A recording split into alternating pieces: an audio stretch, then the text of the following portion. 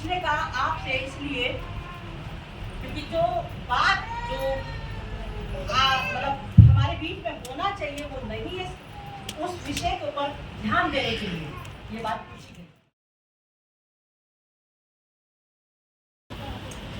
Samuel की दूसरा Samuel 1 अध्याय 17 आयत से 27 आयत तक जो पढ़ा उसकी तरफ देखें तो ऊपर में लिखा है शाऊल और योनातान के लिए दाऊद का विलाप थी। हालेलुया, ठीक है। तो वो कहता है तब दाऊद ने शाऊल और उसके पुत्र योनातान के विषय में ये विलाप गीत बनाया और यहूदियों को ये धनुष नामक गीत सिखाने की आज्ञा दी। ये यशार नामक पुस्तक में लिखा हुआ है। हालेलुया, हालेलुया, ठीक है। और फिर वो कहता है 20वीं आयत में 19 आयत, हे इस्राएल तेरा शिरोमणि तेरे ऊंचे स्थान पर मारा गया, हाय शूरवीर कैसे गिर पड़ा। हालेलुया, फिर कहता है गत में ये ना बताओ और ना अश्कलोन की सड़कों पे प्रचार करना, ना हो कि फलिस्ती स्त्रियां आनंदित हो, ना हो कि खतना रहित लोगों की बेटियां गर्भ करने पाए। खतना रहित की बेटियां, है ना। तो मैंने एक बार पहले आपको खतने का मीनिंग समझाया, यानी कि एक पवित्र, है ना, अपवित्र। खतना रहित यानी अपवित्र, ठीक है। तो वो कह रहा है कि वो लोग आपके ऊपर गर्व करने लगे, है ना।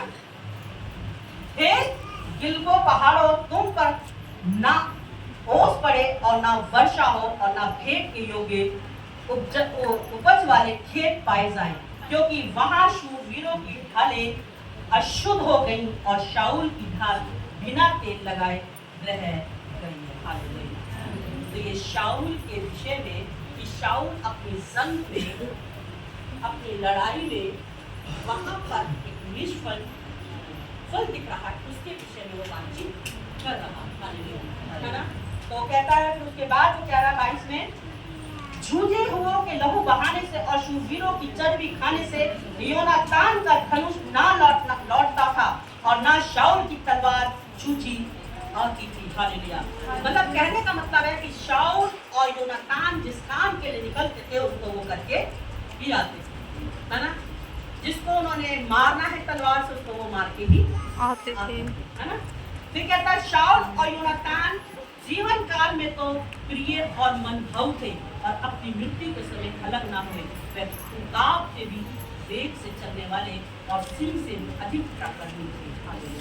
तो क्या कह रहा है, कुछ पक्षियों के नाम इनसे ज्यादा बलवंत शाऊल और योनातान, है ना। और क्या कहता है कि जीवन काल में वो प्रिय और मनभावक थे, यानी कि वो जितने शूरवीर थे उतने देखने में भी अच्छे और ठीक है। फिर कहता है हे इस्राएली स्त्रियां शाऊल के लिए रो, वह तो तुम्हें लाल रंग के वस्त्र पहनाकर सुख देता और तुम्हारे वस्त्रों के ऊपर सोने की गहने पहनाता था।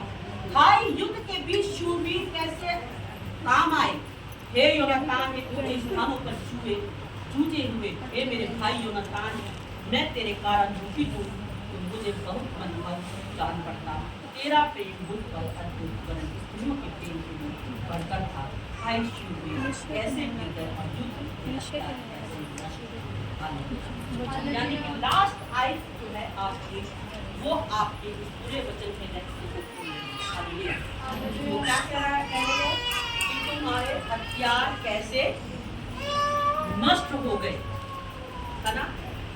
और कह रहा है हाय शूरवीर कैसे गिर गए और युद्ध के हथियार कैसे नष्ट हो गए। लेकिन आज की सुबह परमेश्वर के पवित्र वचन की ओर जब हमने पढ़ा, इसकी तरफ मनन डालेंगे हमारे हथियार क्या है ना। अब मैं पूछ रही थी हमारे हथियार क्या हैं, तो हमारे हथियार आत्मिक हथियार है ना। वो कौन से हैं, कितनों को मालूम है, कितने हैं, वचन, ठीक है ना। वचन के साथ हम जब गलतियों 5 में पढ़ते हैं तो वहां पे लिखे ना आत्मिक हथियार, वो क्या है, प्रेम धीरज कृपा भलाई नम्रता संयम, है ना। फिर वो कहता आनंद का झिलम पहनो, है ना। ये सब वचन हमने बाइबल में पढ़े हुए ना। तो हमारे आत्मिक हथियार क्या है, सबसे ज्यादा आत्मिक के समय में, वो है हमारी प्रार्थनाएं। क्या है? प्रार्थनाएं। हमने शाऊल सैमुअल के इस वचन से जो पढ़ा, उसको पूरे रेफरेंस को पढ़ने के बाद हम लास्ट लाइन पे जब आते हैं तो वहां लिखा हुआ है कि हमारे हथियार नष्ट हुए। तो आज की सुबह आपको परमेश्वर ये बताना चाहता है कि एक बार फिर आप अपने जीवन को जांचें और अपने जीवन को परखें और सोचें कि क्या आपके आत्मिक हथियार आपके हाथ में है? नहीं, तो हमारा जीवन व्यर्थ है। जब आपके पास आपके हथियार ही नहीं है तो आप लड़ाई कैसे लड़ेंगे? है ना? तो एक जगह बाइबल पवित्र वचन कहता है हमारा युद्ध किसके साथ है? शैतान के साथ। और शैतान से लड़ने के लिए हमारे को क्या चाहिए? आत्मिक हथियार। क्योंकि शैतान तलवार और भालों से नहीं मारा जाएगा, वो आत्मिक हथियारों से मारा जाएगा। और आत्मिक हथियार हमारे पास है नहीं, है ना? हमारे पास एक भी आत्मिक हथियार नहीं है। तो इसलिए परमेश्वर का पवित्र वचन कह रहा है कि तुम्हारे हथियार जो है वो नष्ट हो गए। लेकिन आज परमेश्वर फिर आपको एक बार कह रहा है अपने हथियारों को नष्ट ना होने दें, उन हथियारों को चमकाएं, है ना? जैसे एक राजा जब किसी लड़ाई के लिए निकलता है तो अक्सर हम क्या देखते हैं कि वो अपने हथियारों को जो उनके हथियार होते लड़ने के, तलवार वगैरह जो भी, उनको वो तेल वेल लगा के तैयार करते हैं, है ना? तो उनको पहना बनाते हैं, है ना? तो ऐसे ही हमारे भी कर्तव्य है ना कि हमारा वो तो कभी कभी लड़ने निकलते हैं राजाएं, लेकिन हमारी तो हर रोज, हर कदम, हर पल, हर घड़ी शैतान से युद्ध होता है। तो हमारे हथियार तो निरंतर हमारे साथ होने चाहिए ना। और उन हथियारों में सबसे बड़ा हथियार क्या है? परमेश्वर का वचन और प्रार्थना। क्या है? वचन और प्रार्थना, ठीक है ना? हम जब यहाँ पे देखते हैं दुष्ट आत्माएं खेलती हैं, दुष्ट आत्माओं से भिड़ंत होती है, तो क्या होता है? वो मेरी शक्ति से थोड़ी ना, वो परमेश्वर के वचन से डाउन जाती है। क्योंकि मैं उनके ऊपर परमेश्वर का वचन मारती कि प्रभु यीशु मसीह ने कहा है आप कि दुष्ट आत्माएं हमारे पैरों के नीचे है। हालेलुया। वो वचन उनको डाउन करता है, वो वचन उनको गिराता है, वो वचन उनको तोड़ता है, ना कि मेरी शारीरिक शक्ति। मेरी शारीरिक शक्ति तो आज बाल्टी पानी खाने के लायक नहीं रही, तो मैं शैतान को कहां से उठा के फेंक पाऊंगी? लेकिन क्या है? आत्मिक हथियार। तो आज की सुबह परमेश्वर आपको सैमुएल की पुस्तक से क्या बताना मांग रहा है कि आप अपने आत्मिक हथियारों को तैयार करें। अंतिम समय है, शैतान का समय नजदीक है, हमारा मल युद्ध तैयार होने वाला है और उस मल युद्ध में हम शैतान का सामना करेंगे। लेकिन हमारे आत्मिक हथियार हमारे पास नहीं है तो हम शैतान का सामना कैसे कर पाएंगे? Hallelujah, hallelujah, hallelujah. उसके लिए क्या है कि अगर आपको वचन पढ़े लिखे हैं तो बहुत अच्छी बात है। अगर आप किसी कारणवश अनपढ़ हैं तो वहां पर आपका कर्तव्य क्या बनता है? अपने दिमाग में वचन को रखना, है ना? यानी कि सुनकर उसको याद करना, है ना? सुनकर याद करना। जब मैं कई बार हम बातचीत करते हैं आपस में, बच्चों को देखती हूँ, जवान बच्चे होते हैं कहीं एक जगह पे बैठ करते इकट्ठे, हंसी मजाक चलती है, परिवार के तौर पे जब जमा होते हैं तो हम क्या देखते हैं, कोई ना कोई एक फिल्म को उठा लेते हैं, उस फिल्म की स्टोरी को उठा लेते हैं, उस फिल्म में फलाने में ये क्या था, उस फलाने में ये करा, वो क्यों याद हो जाती है आपको? वो तो एक ही बात देखते हो, वो कैसे याद हो जाती है आपको? तो जैसे वो फिल्म की स्टोरी याद होती है तो आपको वचन क्यों नहीं याद होता? तो वचन भी याद होना चाहिए ना। तो यानी कि आपके पास दिमाग है, आपके पास समझ है, आपके पास शक्ति है, उसका उचित इस्तेमाल करें। जैसे वो कह रहा है आखिरी आयत में कि हाय शूरवीर कैसे गिर गए और युद्ध के हथियार कैसे नष्ट हो गए। अगर ये सवाल आज आपके साथ किया जाए, अगर ये सवाल आज आपको करा जाए तो आपके पास क्या जवाब है ना? तो यानी आत्मिक हथियार अगर आपके पास है तो आप हर जंग को लड़ सकते हैं। Hallelujah, hallelujah. चाहे वो बीमारी की जंग हो, चाहे वो गरीबी की जंग है, चाहे वो परिस्थितियों की जंग है, चाहे वो आत्मिक जंग है, आप हर डायरेक्ट में संघ को जीत सकते हैं अगर आपके पास आत्मिक हथियार है तो।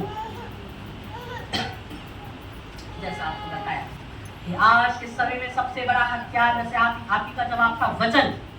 जब आप जानते हैं कि वचन आपकी हथियार है, बाइबल कहती है सचमुच में वचन एक हथौड़ा है, और जैसे एक लोहे के ऊपर हथौड़े को मारा जाता है, वो हथौड़ा लोहे को एक आकार दे देता है, ऐसे ही वचन जब मनुष्य के हृदय में पड़ता है तो वह हथौड़े की माफी चोट मारता है तो मनुष्य का जीवन बदल एक आकार में आ जाता है। हालेलुया। तो इसलिए परमेश्वर का वचन जब मैं कहती हूं कि वो हथौड़ा है, वो कुल्हाड़ी है जो जड़ के, वो बाइबल कहती है कि कुल्हाड़ा पेड़ों की जड़ पर रख दिया गया है। हालेलुया। तो आप उस हथियार को उठा ले जो हथियार आपके संग के लिए। हालेलुया। हालेलुया। तो आप यहाँ से जब मैंने आपको पहली चीज जो सिखाई, क्या सिखाई आज, कि आप अपने आत्मिक हथियारों को संग के लिए इस्तेमाल करें। ठीक है। अब हमने देखा कुरिन्थियों की पुस्तक, उसका दूसरा कुरिन्थियों 8 अध्याय याद है। वचन, ज्ञान और सब प्रकार की जतन में और प्रेम में जो हमसे रखते हो, बढ़ते जाते हो, वैसे ही इस दान के काम में भी बढ़ते जाओ। ये पौलुस अपनी कलीसिया से बातचीत कर रहे हैं, तो उन्होंने यहाँ बोल रहे हैं कि जैसे आप ज्ञान वगैरह में बढ़ रहे हो, जैसे हमारी बात में बढ़ रहे हो, हमारे वचन में बढ़ रहे हो, उसी के साथ उन्होंने यहाँ अपने एक दान के विषय में दिया है कि आप दान के विषय में भी बढ़ने। ठीक है। लेकिन आज की सुबह मैं आपके ध्यान को ले जाना चाहती हूँ वो इस ओर की, जैसे सैमुअल की पुस्तक में मैंने और आपने सीखा कि हमें अपने संघ के लिए आत्मिक हथियारों को इस्तेमाल करना है, उन आत्मिक हथियारों को अपने पास रखना है। तो यहाँ पर अब बात क्या आती है कि इसलिए जैसे तुम हर बात में, अर्थात विश्वास, पहली बात विश्वास, दूसरी बात वचन, तीसरी बात ज्ञान और सब प्रकार के यत्न में और प्रेम में जो हमसे रखते हो, बढ़ते जाते हो। हालेलुया। हालेलुया। तो ये वचन हमारा उस वचन से मिल गया ना, आत्मिक हथियार में आ गया ना, आ गया, क्योंकि वहां पर हमने आत्मिक हथियार की बात करी, यहाँ आत्मिक हथियार का नाम आ गया, क्या है? विश्वास। क्या कह रहा है? विश्वास, वचन और ज्ञान और हर प्रकार का यत्न। तो मैं आज इस सुबह में आपके ध्यान को जो लेके जा रही हूँ, इस ओर लेके जा रही हूँ। आत्मिक हथियार के साथ में आप इन बातों को जोड़ लीजिए। जो सबसे बड़ी बात, विश्वास आपका, ये आपका एक हथियार है, क्योंकि जब तक आप विश्वास में नहीं बढ़ेंगे तब तक आप जंग भी नहीं लड़ पाएंगे। हालेलुया। है ना? अभी थोड़ी देर पहले मैं आपसे क्वेश्चन कर रही थी, तो मैंने क्या कहा कि कॉन्फिडेंस के साथ बोला करो कि जो मैं बोल रहा हूँ वो सही बोल रहा हूँ। सही और गलत को तो बाद में देखेंगे ना, पहले तुम्हारे अंदर कॉन्फिडेंस होना चाहिए ना। तो वो कॉन्फिडेंस, विश्वास का आपके अंदर होना चाहिए कि मैं विश्वास करता हूँ कि मैं प्रार्थना करूंगा तो सचमुच में ये शैतान हारेगा। हालेलुया। क्या है? ये विश्वास होना चाहिए, है ना? ये विश्वास आपके अंदर मजबूती से होना चाहिए कि प्रभु यीशु मसीह ने कहा कि तुम मेरे नाम से जो कुछ मांगोगे वो तुम्हें मिल जाएगा। तो ये विश्वास आपके अंदर पहला हथियार होना चाहिए, तब आप आत्मिक जंग को लड़ पाएंगे। और अन्यथा नहीं तो फिर वहीं पहुंच जाएंगे कि दाऊद जैसे उनसे बात कर रहा है तो कह रहा है तुम्हारे हथियार क्यों नष्ट होगी। हालेलुया। हालेलुया। क्या कह रहा है कि तुम्हारे हथियार क्यों नष्ट हो गए? क्योंकि आपने अपने विश्वास की जड़ को पकड़ा ही नहीं, आपने अपने विश्वास को आजमाया ही नहीं, आपने अपने भरोसे के ऊपर कॉन्फिडेंस लिया ही नहीं है कि मैं विश्वास करता हूं कि ये मुर्दा जिंदा होगा, तब वो मुर्दा जिंदा होगा, नहीं तो नहीं होगा। है ना? यीशु मसीह के सामने जब उस मुद्दे जो हमने पढ़ा, जैसा अभी आगे चलेंगे हम, है ना, तो वहां पे प्रभु यीशु मसीह ने जो भी किया वो अपने विश्वास के साथ किया ना, कि मेरे भेजने वाले ने जो मुझे शक्ति दी है उससे मैं सब कुछ कर सकता हूँ। हालेलुया। तो वही कह रहा है कि आपके अंदर भी ये विश्वास होना चाहिए। फिर वो कहता है विश्वास के साथ वचन। अब जब आप यीशु मसीह में विश्वास कर रहे हैं तो आपके विश्वास की मजबूत पुष्टि कौन करेगा? वचन करेगा। कौन करेगा? वचन करेगा। तो वचन भी आपके पास होना अनिवार्य है ना? नहीं तो जब हम एक मत्ती की पुस्तक में जब हम पढ़ते हैं वचन को, तो वहाँ पे एक औरत के अंदर दुष्टात्मा थी और वो भाभी बोलने वाली आत्मा थी, है ना? तो उसने क्या करा था? क्या बोल रही थी भाभी बोलने वाली आत्मा? हे यीशु नासरी के पुत्र, तू मुझे क्यों सताता है? क्योंकि वो जानती थी कि यही प्रभु यीशु मसीह है ना? और उसने बोला, तो ऐसे ही आपको भी वचन की ज्ञान होना चाहिए। जब शैतान प्रभु यीशु मसीह के पास गया उसकी परीक्षा को लेने के लिए, तो उसने कौन सी परीक्षा ली? उसने तो वही परीक्षा ली ना। उसने क्या कहा? तू अपने आप को यहाँ से गिरा दे, क्योंकि तेरे विषय में तो लिखा है कि मेरे सरदूत तुझे हाथों हाथ उठा ले। शैतान को पता था ना कि ये वचन है कि तेरे दूत तुझे हाथों हाथ उठा लेंगे। उसने वही वचन से उसको मार दिया, लेकिन उसका तोड़ यीशु मसीह के पास था। यीशु मसीह ने क्या कहा? तू जा, है ना? फिर वो क्या कहता है शैतान उसको कि तू भूखा मर रहा है, तू तो परमेश्वर है, तू उस पत्थर को ही रोटी बना ले। क्योंकि वो जानता था कि यीशु मसीह के नाम से सब कुछ हो सकता है। हालेलुया। जब यीशु मसीह ने इस्राएलियों के लिए पहाड़ से पानी निकाल दिया, तो वो पहाड़ पत्थर को रोटी क्यों नहीं बना सकता? उसने वही वचन शैतान ने उसको दिया। वहां भी परमेश्वर के पास वचन का तोड़ था। उन्होंने क्या कहा? मनुष्य रोटी से जीवित नहीं है, लेकिन परमेश्वर के मुख से निकले हुए वचन से जीवित है। तो वचन का ज्ञान भी हमारे पास होना अनिवार्य है, होना चाहिए वचन का ज्ञान, तभी आप शैतान को हरा पाएंगे, है ना? उसने एक और बात बोली क्या कि वो कंगूरे पे लगा के बोलता है कि मुझे भूख के परिणाम कर दे, ये सारी दुनिया तुझे दे दूंगा। यीशु मसीह ने क्या कहा? मेरे पास चला जा, क्योंकि मेरे पिता ने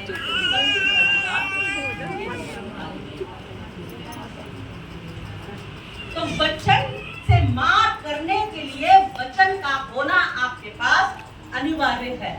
तो वो वचन होगा कैसे? घर में रखे हुए बाइबल से नहीं होगा, उस पे तो मात्र धूल ही जमेगी। तो वचन को ज्यादा से ज्यादा पढ़ना पड़ेगा।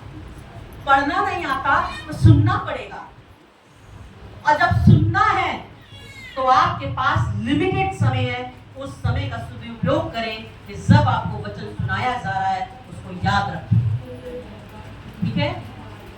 उसके बाद परमेश्वर का पवित्र वचन जो पढ़ते तो क्या कहता है कि अब दो बात सीखी, विश्वास और ज्ञान, ये वचन। अब तीसरी बात क्या है? ज्ञान।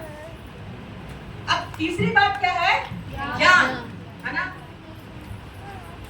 ज्ञान का होना भी अनिवार्य है। विश्वास आपने कर लिया, वचन आपने पढ़ लिया, लेकिन वचन कहाँ इस्तेमाल करना है अगर उसका ज्ञान नहीं है तो आप तब भी खड़े की खड़े ही रह जाएंगे, है ना? क्योंकि यीशु मसीह के पास वो ज्ञान था, उसके भेजने वाले ने उसको तब उसके पिता ने उसको ये ज्ञान के साथ भेजा था कि तू सब चीजों को पर अधिकार लेगा, तभी तो शैतान की हर एक बात को वचन से काट सके, है ना? तो ज्ञान होना भी हमारे लिए अनिवार्य है।